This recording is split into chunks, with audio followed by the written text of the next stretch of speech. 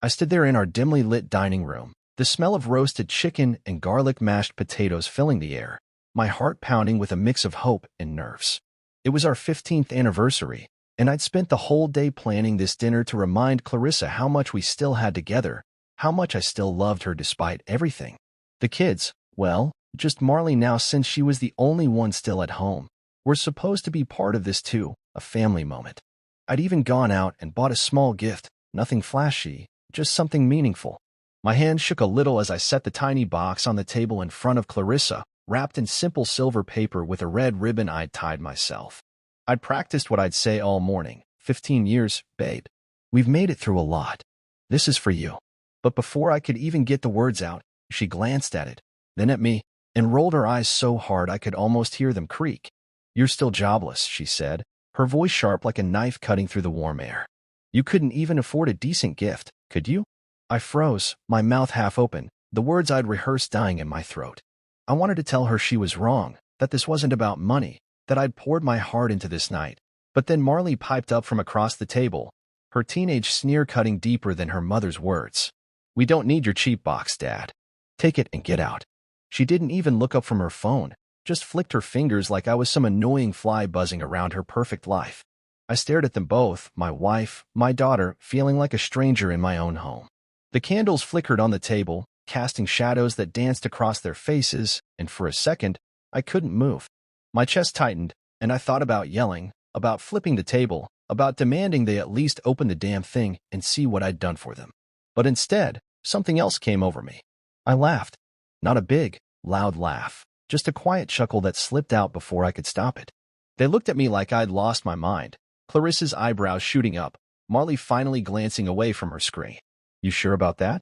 I asked, keeping my voice steady, almost playful. I leaned back in my chair, crossing my arms, watching them squirm just a little. They didn't know what was in that box. They didn't know what I'd been hiding, what I'd been building while they wrote me off. Clarissa shoved the box back toward me with the back of her hand, like it was trash, and stood up. Get out, she said, her tone flat and final. Marley nodded, smirking like she'd won something. I grabbed the box, tucked it under my arm, and walked to the door without another word. The cool night air hit my face as I stepped outside, and I heard the lock click behind me. My car was parked in the driveway, the same beat-up sedan I'd been driving for years, and I slid into the driver's seat, the box resting on my lap. I didn't open it. I didn't need to. I knew what was inside, proof of everything they'd thrown away. I started the engine and pulled out, the streetlights blurring past me as I drove into the night. A week later, my phone started buzzing. Clarissa's name flashed on the screen, then Marley's, over and over. Voicemails piled up, texts too, but I didn't answer. I just sat there in my borrowed room at Uncle Reuben's place, sipping coffee, staring at the little box on the table in front of me. They'd figure it out soon enough. They'd realize what they'd pushed away. And when they did, I'd be ready. Not with anger, not with tears, but with the quiet strength I'd been holding onto all along. I leaned back in the chair, letting the phone vibrate again, and smiled to myself. This wasn't the end. It was just the beginning. 10 years ago, life felt like a dream I didn't want to wake up from, and I can still see it so clearly when I close my eyes. I was standing in the kitchen of our old house, the one with the creaky floors and the big bay window, flipping pancakes while Marley giggled at the table, her little hands sticky with syrup. She was 6 then, all wide eyes and messy pigtails, begging me to make the pancakes into Mickey Mouse shapes. Daddy, make his ears bigger, she'd say, and I'd laugh, pouring extra batter just to see her smile. Clarissa would come in, still in her pajamas, her hair a wild mess from sleep, and she'd wrap her arms around me from behind, kissing my neck like we were still newlyweds. You're spoiling her, she'd tease, but her voice was warm, full of love. Back then, I was somebody, running my own engineering firm, small but growing, pulling in contracts that paid for that house, the vacations, the life we had. I'd built it all from scratch, late nights sketching designs, early mornings pitching to clients, and it felt good to see Clarissa proud of me, to hear Marley brag to her friends about her dad's cool job. I thought we were unbreakable, the three of us, a team against the world. But then the deal went bad. It was one big project, a bridge redesign for the city, and I'd sunk everything into it, every dollar, every hope. When the client pulled out last minute, claiming budget cuts. My firm took the hit. Creditors came knocking, bills piled up, and I had to let my team go, one by one, until it was just me in an empty office, staring at a phone that wouldn't ring. I sold the company for pennies, just enough to keep us afloat, but the damage was done. Clarissa's warmth faded first. She stopped hugging me in the mornings, stopped asking how my day was. "You need to figure this out," she'd say, her voice clipped, like I was a problem she had to solve. I tried. I took freelance gigs, fixed cars on the side, even drove for one of those rideshare apps, but it was never enough. The house went into foreclosure, and we moved into a smaller place, a rental with thin walls and a leaky roof. Marley was 10 by then, and I noticed her pulling away too.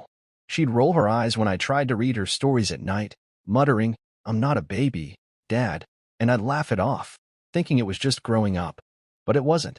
She started copying Clarissa, parroting her complaints. "Why can't we have nice things anymore?" And I'd catch them whispering sometimes, glancing at me like I was the outsider. I kept hustling, picking up odd jobs, anything to put food on the table, but in their eyes, I wasn't the man I used to be.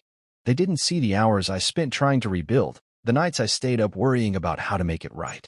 They saw the fancy life I'd given them before, the big house, the trips to the coast, the clothes, and they loved that, not me. I'd come home from a long day, hands greasy from fixing someone's engine, and Clarissa wouldn't even look up from her phone. "You smell like oil," she'd say, wrinkling her nose, and Marley would giggle like it was a joke. I'd stand there in the doorway, feeling smaller every time, wondering where my family went. I tried talking to Clarissa once, late at night when Marley was asleep. "We can get through this," I said, reaching for her hand across the couch. She pulled away, her eyes cold. "You lost everything, Tom. What's there to get through?" That stung worse than anything, worse than losing the firm, because I realized she didn't believe in me anymore. Marley stopped asking for pancakes, stopped calling me daddy. She'd walk past me in the hall, earbuds in, like I was invisible.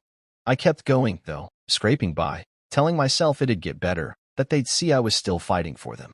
But deep down, I knew something had broken, something I couldn't fix with hard work or time. They didn't want the man I was now, just the life I'd lost.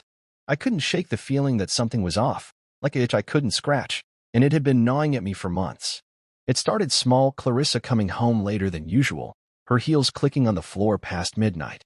She'd say it was work, that her job at the marketing firm was demanding more hours, and I'd nod, trying to believe her. "Okay, just don't burn yourself out," I'd say, forcing a smile, but she'd barely look at me, muttering something about deadlines before disappearing into the bedroom. I wanted to trust her God. I did, but the signs kept piling up, little things that didn't add up. Her perfume lingered stronger some nights, a sharp floral scent that wasn't the one I'd bought her years ago for Christmas. She'd brush it off if I asked, saying it was a sample from a client, but it stuck with me, that smell, like a stranger had walked through our house. Then there was Marley, my little girl who wasn't so little anymore, 16 now, and acting like I was some kind of burden.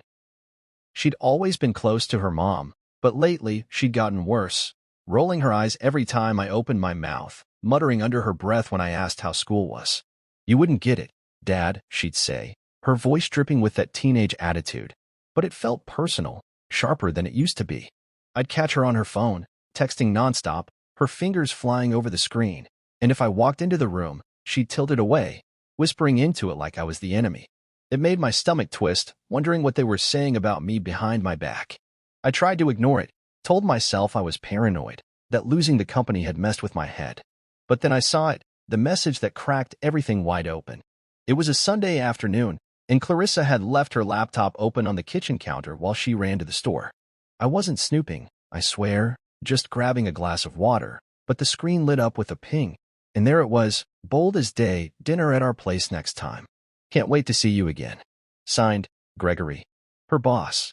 My heart stopped, then started pounding so hard I thought it'd bust out of my chest. I stood there, staring at those words, my hand shaking around the glass. Gregory, tall, slick, always in those tailored suits, the guy who'd show up at company parties with a grin that made me feel small even when I was still on top. I'd met him a few times, shaken his hand, watched him charm the room while I stood there with my cheap beer. And now he was in my life, in my house, in my wife's head. I clicked the email thread, stupid, maybe, but I had to know, and it was all there. Months of messages, flirty at first, then outright planning. Lunch tomorrow? Missed you last night. He doesn't suspect a thing. That last one hit me like a punch to the gut. He was me.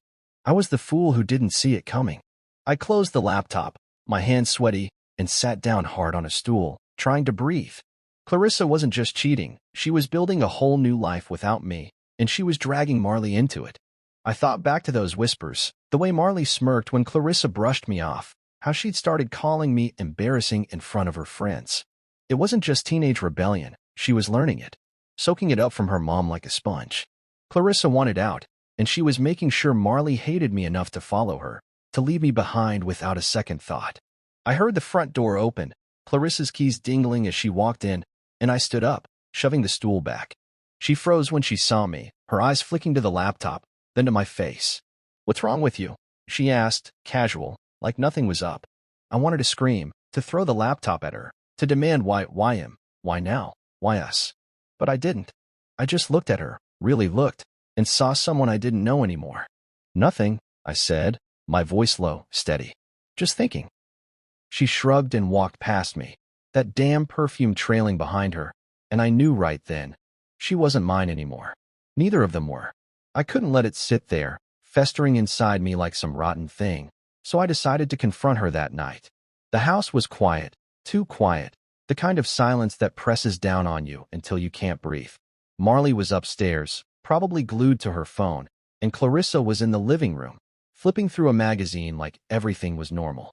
I stood in the doorway, watching her for a second, her perfect hair, her manicured nails, the way she sat like she owned the world, and I felt this mix of anger and sadness boiling up. I'd seen the emails, I knew about Gregory, and I couldn't pretend anymore. "We need to talk," I said, my voice rougher than I meant it to be. She didn't even look up at first, just turned a page and sighed like I was interrupting her. "What now, Tom?" she said, finally glancing at me, her eyes cold and impatient. I took a step closer, my hands clenched at my sides, trying to keep calm. "I know about Gregory," I said, straight out, no dancing around it. "I saw the messages. You're not even trying to hide it anymore, are you?" For a second, she froze, her fingers hovering over the magazine, and I thought maybe she'd deny it, maybe she'd cry or apologize. But then she laughed, sharp and mean, like I'd told her a bad joke. "Oh, you finally figured it out," she said, tossing the magazine onto the coffee table and leaning back on the couch. "Took you long enough." I stood there, stunned, my mouth dry, waiting for something, anything, to make sense. "So that's it?" I asked, my voice shaking now. "You're just done with me? With us?" She smirked, crossing her arms, and it was like looking at a stranger wearing my wife's face. "You think I want to spend my life with a has-been?" she said, every word slicing into me. "Greg takes care of me. He respects me. He's got a future, something you haven't had in years." I wanted to yell, to tell her I'd been trying, that I'd never stopped fighting for us. But then Marley's footsteps thudded down the stairs, and she stopped at the bottom, staring at us. Her hair was tied back, her face blank, and she didn't say a word, just stood there, watching. I looked at her, my little girl, hoping she'd say something, anything, to show she still cared. But she didn't. She just crossed her arms like her mom, silent, picking her side without even opening her mouth. Clarissa kept going, like Marley being there made her bolder. "This is his house now," she said, nodding toward the walls I'd painted, the furniture I'd hauled in when we moved here. "Greg's moving in soon. If you want to stay, you better start contributing something useful. Rent, maybe, since you can't do much else." My head spun, and I felt sick, like the floor was dropping out from under me. His house. This was my home. Our home. The place I'd sweated to keep even after the company tanked. And now she was handing it over to some slick bastard who'd probably never lifted a finger for her the way I had. I looked at Marley again, searching her face for a crack, a hint of the kid who used to hug me goodnight, but she just stared back, her eyes hard, like I was nothing to her.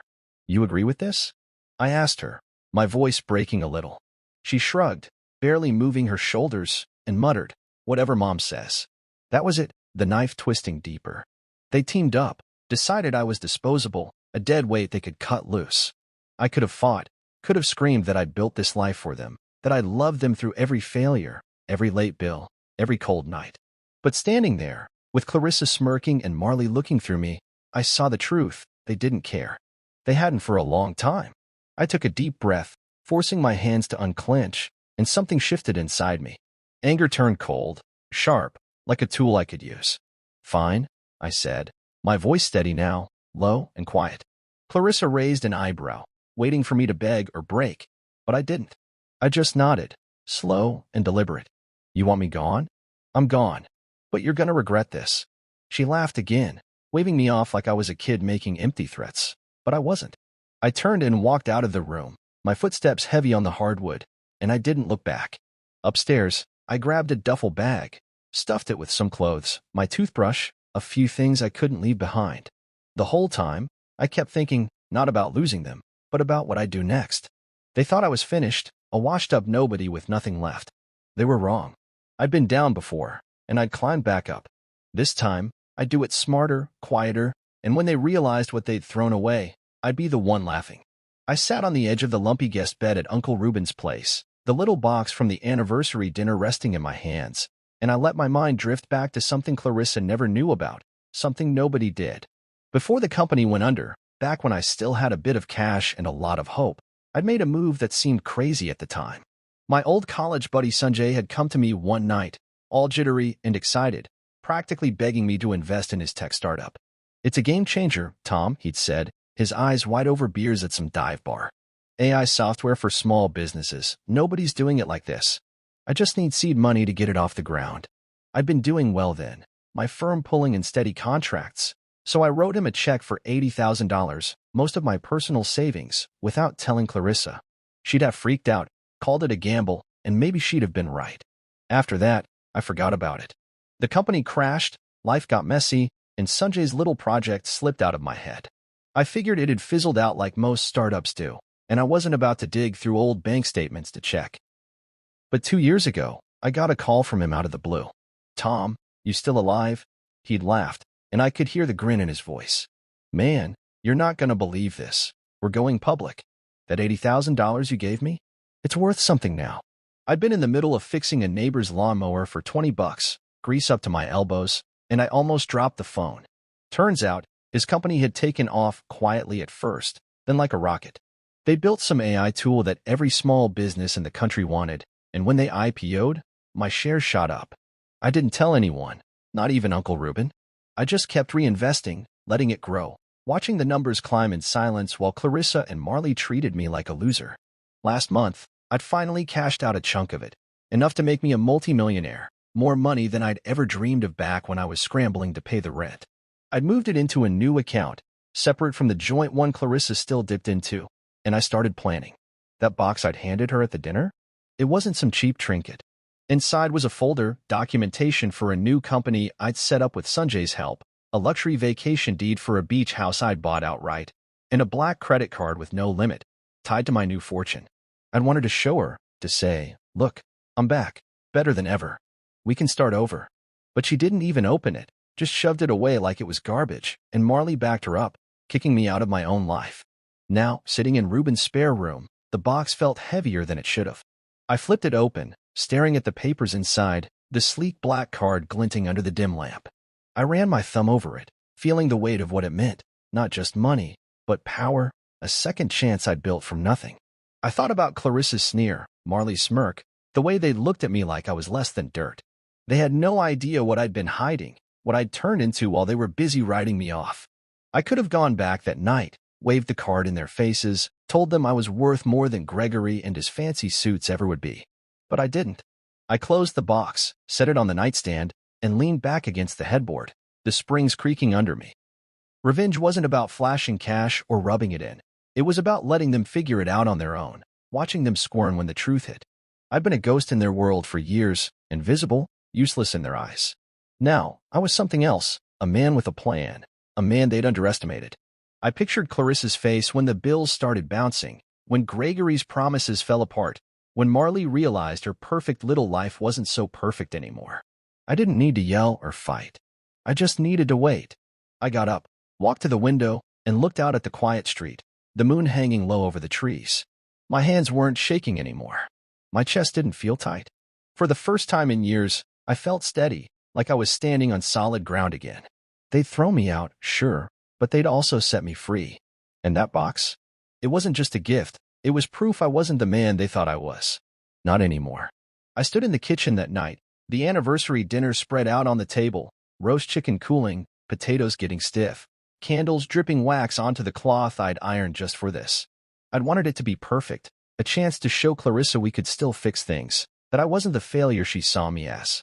My hands were sweaty as I slid the little box across to her, the one with the papers, the deed, the card, everything I'd been hiding. Happy anniversary, I said, my voice softer than I meant it to be, hoping she'd hear the weight behind it. She barely glanced at it, her lips curling into that familiar sneer. What's this supposed to be? She said, pushing it back toward me without even touching the ribbon. Before I could answer, Marley chimed in, her voice sharp and bored. It's probably junk. Just leave, Dad. I looked at them, my wife, my daughter, and felt the air shift, like the room was closing in.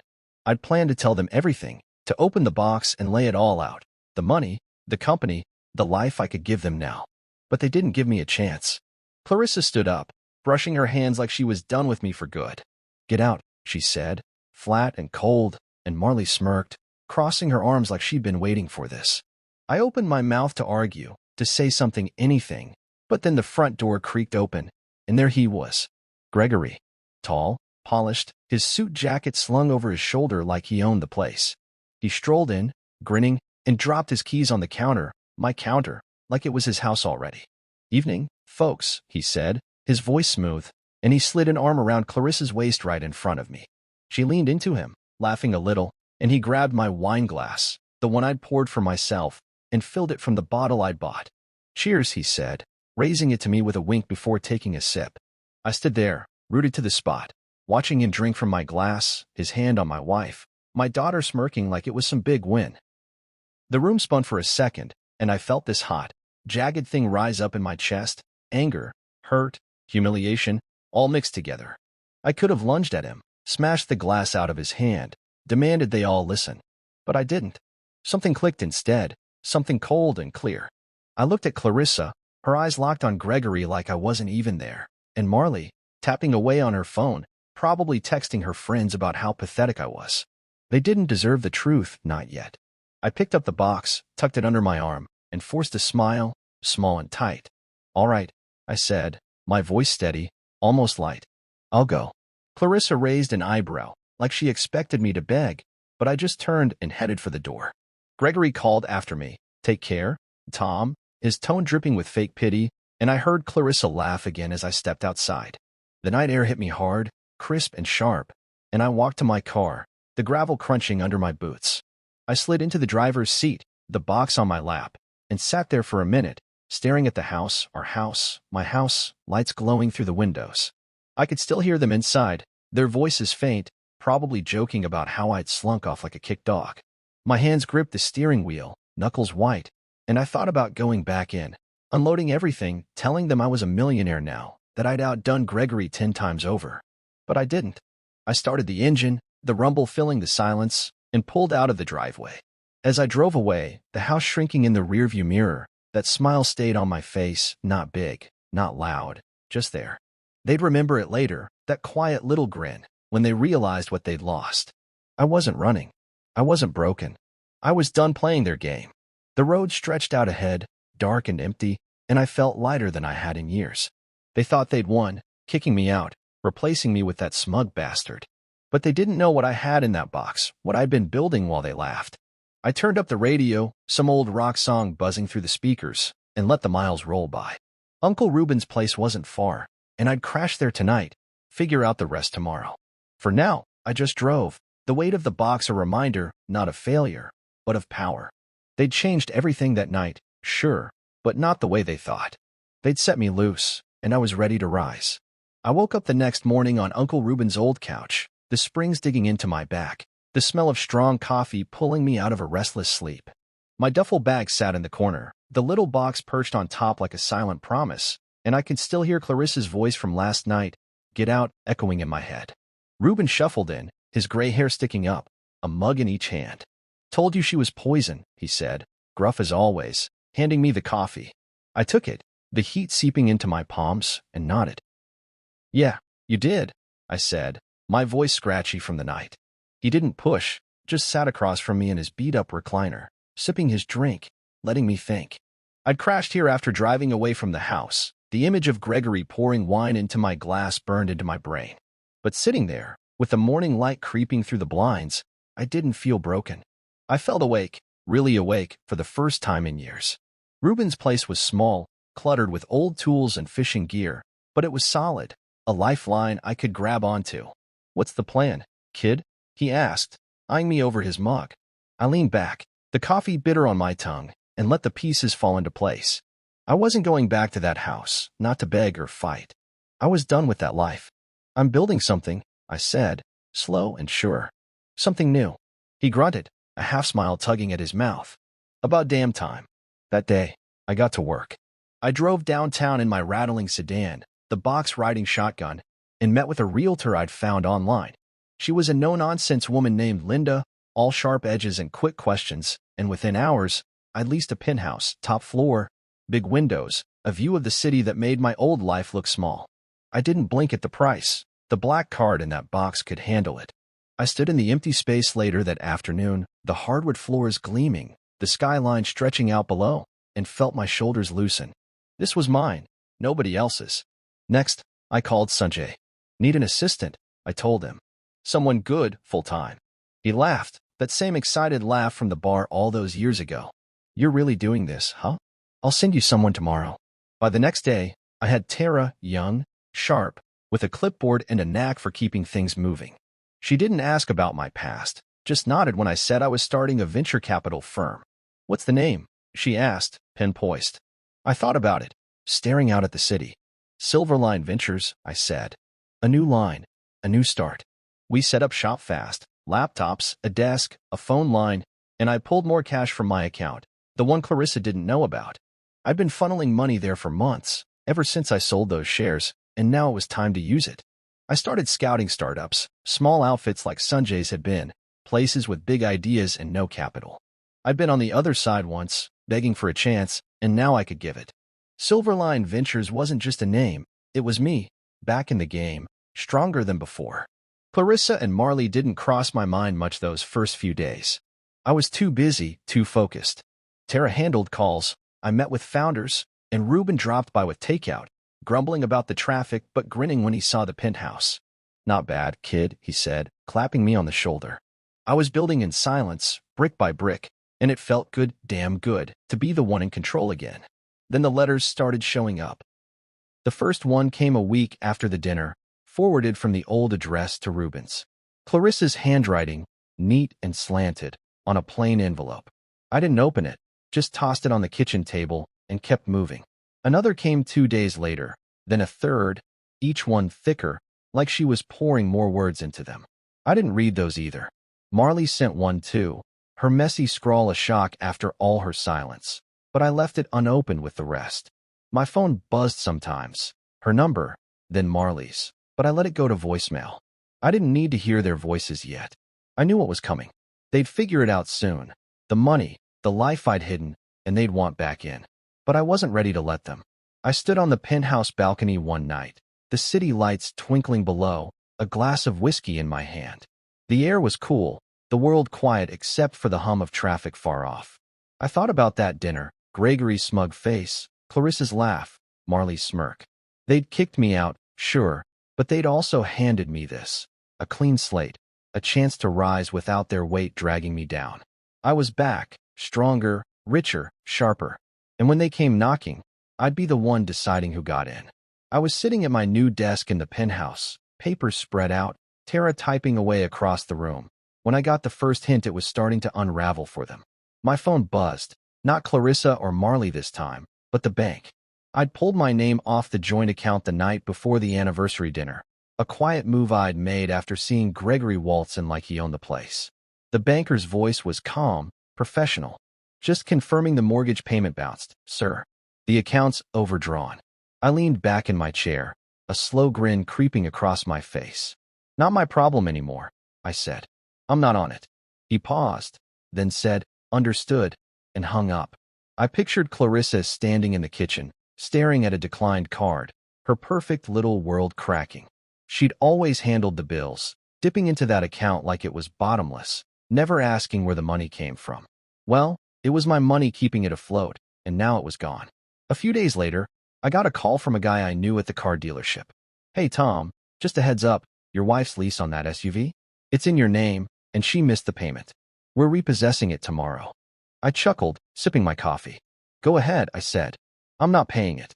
The car was hers in every way but the paperwork. Shiny, black, the kind of thing she loved showing off. I could see her now, fuming as they towed it away, Marley whining about how she'd get to school. It wasn't spite, not really. It was just me stepping back, letting them feel the weight of their choices. The call started soon after. Clarissa first, her voice loud through the voicemail. "You better help us, Tom. This is your mess too." I didn't pick up, just let it play while I ate lunch. Ruben's leftover meatloaf, still better than anything she'd cooked lately. Then Marley, her tone sharp but shaky. "Dad, what's going on? Mom's freaking out. Call me back." I didn't. The house, the car, the bills, they'd built their life on me, and now the foundation was gone. I kept working, meeting with startups, signing checks with that black card, while their world fell apart. Word got around fast. A buddy from the old neighborhood texted me. "Saw Gregory peel out of your driveway last night. Looked pissed." I wasn't surprised. Sanjay had done some digging for me. Turns out Gregory's successful life was a house of cards. Bad investments, a failing side hustle, debts he couldn't pay. He'd been leaning on Clarissa's stability, her house, her money, my money, to prop himself up. When the mortgage bounced and the car vanished, he bolted. I laughed out loud when I heard, imagining her face when he walked out, leaving her with nothing but her pride. Marley started posting online, vague, dramatic stuff like everything's falling apart and people suck. I saw it on my phone one night, scrolling while Tara ordered takeout. The kid who'd smirked at me was crumbling, and part of me felt a pang. She was still my daughter, but it faded fast. She'd chosen her side. The calls changed after that.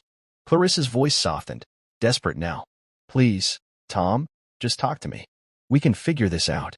Then Marley, quieter, almost scared. "Dad, I'm sorry. Can you call me?" I let them stack up, a dozen voicemails I didn't answer. They'd kicked me out, laughed me off, and now they were drowning. One night, I was on the balcony, the city humming below, a beer in my hand, when the phone rang again. Clarissa. I stared at it, the screen glowing in the dark, and something made me pick up. Her voice came through, small and shaky. "Tom? Oh God, please don't hang up. I miss you. Can we meet?" I let the silence stretch, listening to her breathe, picturing her in that house, empty now, no car, no Gregory, no money. "You threw away a diamond for costume jewelry," I said, my voice low, steady. She didn't say anything, just sniffled, and I hung up. That was it. No yelling, no begging, just the truth. I set the phone down, took a long sip of beer, and looked out at the lights. The fall had begun, and I didn't lift a finger to stop it. They'd made their bed, let them lie in it. I'd warned them at the dinner, that quiet, "You'll regret this," and now they did. The penthouse was warm behind me, Tara's laugh drifting out as she talked to someone on the phone, and I felt solid, rooted. They'd lost everything: Gregory, the house, the life, and I'd lost nothing that mattered. I was free, and they were stuck, scrambling for scraps I wouldn't give. The phone stayed quiet after that, and I knew they'd gotten the message. I wasn't their lifeline anymore. I was pushing a cart through the supermarket, the fluorescent lights buzzing overhead, when I saw her. Marley, standing by the discount bins, a bag of ramen noodles in her hand. It had been weeks since the last call, since I'd told Clarissa they'd thrown away a diamond, and I hadn't expected to run into either of them. She looked different, hair messy, pulled back in a sloppy ponytail, her hoodie sagging off one shoulder, no trace of the polished teenager who'd smirked at me that night. Her cart had a few cheap items: soap, a loaf of bread, some canned stuff. And I stopped, the wheels squeaking on the tile. She glanced up, and her eyes went wide, like she'd seen a ghost. "Dad?" she whispered, the ramen slipping a little in her grip. I didn't say anything at first, just stood there, looking at her. Part of me wanted to walk away, to keep moving past the aisle like she wasn't there, but something held me back. "Hey," I said, my voice flat, not giving much away. She shifted, clutching the bag tighter, and took a step closer. "Can we talk?" she asked, her voice small, almost lost in the hum of the store. I nodded, slow and careful, and pushed my cart to the side, leaning against it. "Go ahead," I said.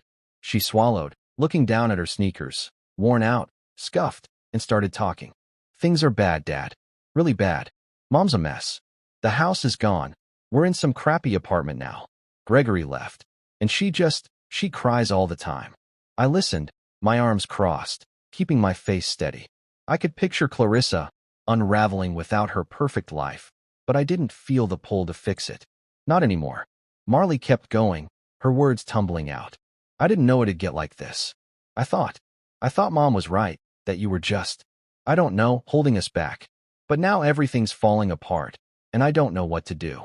She looked up at me then, her eyes wet, pleading. I'm sorry, Dad. I didn't mean it. All that stuff I said. I took a deep breath, the air cold from the freezers nearby, and let her words settle. I'd waited for this, hadn't I? For them to see what they'd done, to come crawling back? But hearing it didn't feel like a win. It just felt heavy. You were a kid, I said, my voice low but firm. You followed her lead. I get that. But you stood there, Marley, while she kicked me out. You laughed with her. That's not something I can just forget. Her face crumpled a little, and she nodded, wiping her nose with her sleeve. I know, she said. I messed up. I miss you. I didn't realize how much until now.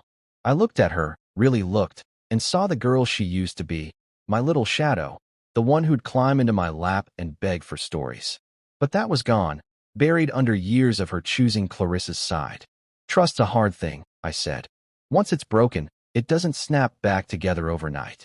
You hurt me, Marley, both of you did. I'm not saying never, but I'm not ready to pretend it didn't happen. She nodded again, tears spilling now, and I felt that old ache in my chest, the one that came from loving her even when she turned away. Okay, she whispered. I just wanted you to know. I didn't hug her, didn't promise anything, I couldn't yet. I just gave her a small nod and said, take care of yourself, before pushing my cart past her. The rest of the shopping felt mechanical, my hands grabbing cereal and milk while my mind churned. That night, an email popped up from Clarissa. Tom, I was angry. I was stupid. Please, let's have coffee. I stared at it, the cursor blinking, and typed back. The man you insulted is gone. The man you need now doesn't exist for you. I hit send and closed the laptop. She didn't reply, and I didn't expect her to. I sat on the penthouse couch, the city lights glowing through the windows, and thought about Marley's face, lost, scared, sorry. I'd meant what I said. Trust was a slow build, and they'd torched it. But she was my kid, and that tugged at me, even if I didn't want it to. I didn't owe them anything, not after what they'd done, but I wasn't sure I could cut them off forever either. Not yet. I got up, poured a glass of water, and stood by the window, watching the world move below. They were falling, and I was rising, and maybe someday there'd be a middle ground. But for now, I let them sit with it, their choices, their regrets, while I kept building, step by step, on my own terms. I stood in the penthouse kitchen a year later, the smell of grilled steak and garlic bread wafting through the air, the clink of glasses and laughter filling the space. It was a quiet dinner party, nothing flashy, just the people who'd stuck by me, the ones who mattered. Uncle Reuben was there, leaning back in a chair with a beer, his gravelly voice cutting through the chatter as he told some old fishing story. Sanjay sat across from him, grinning, his tie loosened after a long day, toasting me with a glass of red wine. To the man who bet on me when nobody else did, he said, and I raised my glass back, feeling the warmth of it settle in my chest. Tara was there too, my assistant-turned-friend, joking with the small team I'd built at Silverline Ventures, good people, sharp and loyal, who'd helped turn my little firm into something real. And then there was Nora, sitting next to me, her dark hair catching the light, her laugh soft but bright. I'd met her a few months back at a business conference, smart, steady, with a way of seeing through bullshit that reminded me of Reuben. She wasn't pushy, didn't need anything from me, just showed up with her dry humor and kind eyes, and somehow, she'd become part of this new life. We'd been taking it slow, no labels, just dinners and late-night talks, but having her here tonight felt right. The table was crowded with plates, steak, potatoes, a big salad Reuben insisted on making, and the city lights twinkled outside, framing us like a picture I never thought I'd have. I looked around, soaking it in, and realized Clarissa and Marley hadn't crossed my mind all night. They were ghosts now, shadows from a life I'd left behind. After that supermarket run-in with Marley, after Clarissa's unanswered email, they'd faded out. No more calls, no more letters, just silence. I'd heard through the grapevine they'd moved somewhere cheaper, that Clarissa was working some low-end job that Marley was scraping by at community college. I didn't check, didn't dig. They weren't my story anymore. We finished eating, and I stepped onto the balcony, the cool air brushing my face, a glass of whiskey in my hand. Nora followed me out, leaning on the railing beside me, her shoulder close but not touching. "Nice night," she said, her voice easy, and I nodded, staring at the skyline. "Yeah, feels good." She didn't ask about the past, she never did, but I could tell she knew there was weight behind my quiet. Inside, Ruben's laugh boomed, Sanjay's voice rising over it, and I smiled to myself. This was my family now, the real one, not blood, not obligation, but choice. I set the glass down and pulled the little box from my pocket, the same one from that anniversary dinner, the one Clarissa had shoved away. I'd kept it, not for them, but for me. I flipped it open, the papers still inside, the black card glinting, and I took out a pen from my jacket. On a scrap of paper, I wrote, "To the man I used to be. Thank you for surviving." I folded it, slipped it into the box, and closed the lid, feeling lighter than I had in years. Nora glanced over, curious but not prying. "What's that?" she asked, her tone light. "Just a note," I said, sliding the box back into my pocket. "Saying goodbye to some old stuff." She nodded, like she got it, and we stood there, the city humming below, the stars faint above. I thought about that night a year ago, Clarissa's sneer, Marley's smirk, Gregory's smug grin, and how it had pushed me here. They'd meant to break me, to toss me out like trash, but instead, they'd handed me a way out. I'd risen quietly, built this life step by step, and now I was standing taller than ever. The dinner party wound down, Ruben clapping me on the back as he left, Sanjay promising to call about a new deal, Tara hugging me quick before heading out. Nora stayed, helping me stack plates, her presence steady and calm.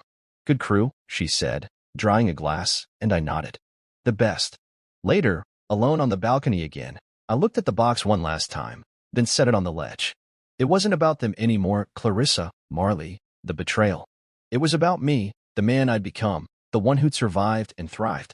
I toasted the air, the city, the future, and let the past slip away for good.